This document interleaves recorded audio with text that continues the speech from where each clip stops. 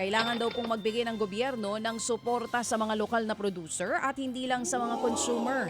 Sa panayam po ng programang ito, sinabi ni Ibon Foundation Executive Director Sonny Africa na lumalaki na rin ang gastusin ng mga producer sa petrolyo kaya't posibleng maitulak nito ang presyo mismo ng kanilang produkto at ng bilihin.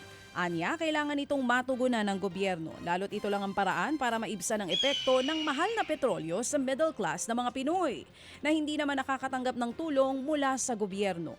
Kung hindi rin daw tutulungan ang mga magbubukid at magsasaka, baka marami sa kanila ang tumigil dahil sa pagkalugi.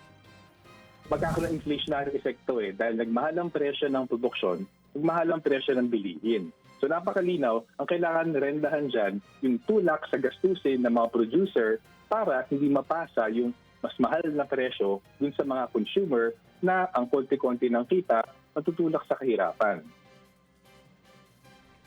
Yan nga po mga kapatid ang tinig ni Ibon Foundation Executive Director Sonny Africa. Samantala, hinihintay na lang daw ng DOTR na ilabas ng Budget Department ang pondo para po sa fuel subsidy ng ating mga tsuper.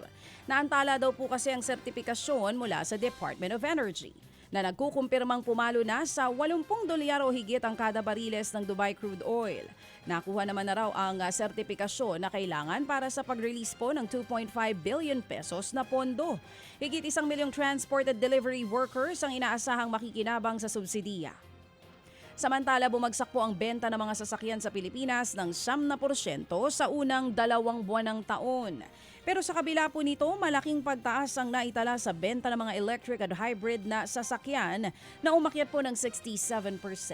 Ipinapakita ng datos na mas pinipili na ng ilang Pilipino ang mas matipid at energy efficient na mga sasakyan kumpara sa mga tradisyonal na gasoline vehicles. Kabilang po sa malaking pagtaas ang plug-in hybrid na sumipa po ng higit 1,000%, habang tumaas din ang hybrid at full electric vehicles. Sa buwan naman po ng Pebrero, umakyat ng 71% ang benta ng mga electrified vehicles kahit bumaba ang kabuuang benta ng mga sasakyan.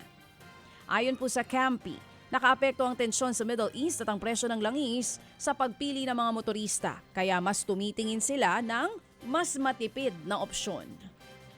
Mga kapatid, para sa iba pang mga balita at impormasyon, sundan niyo po kami sa X, Instagram, Facebook at syempre sa TikTok, True Network PH. Mag-subscribe din po kayo sa aming YouTube channel, True Network. May website din po tayo, truenetwork.ph. At pwede nyo rin po kaming mapanood sa Channel 19 ng aming True FM TV. Lagi pa rin makinig sa radyo dito po sa 105.9 True FM dahil dito, laging true sa'yo, kapatid.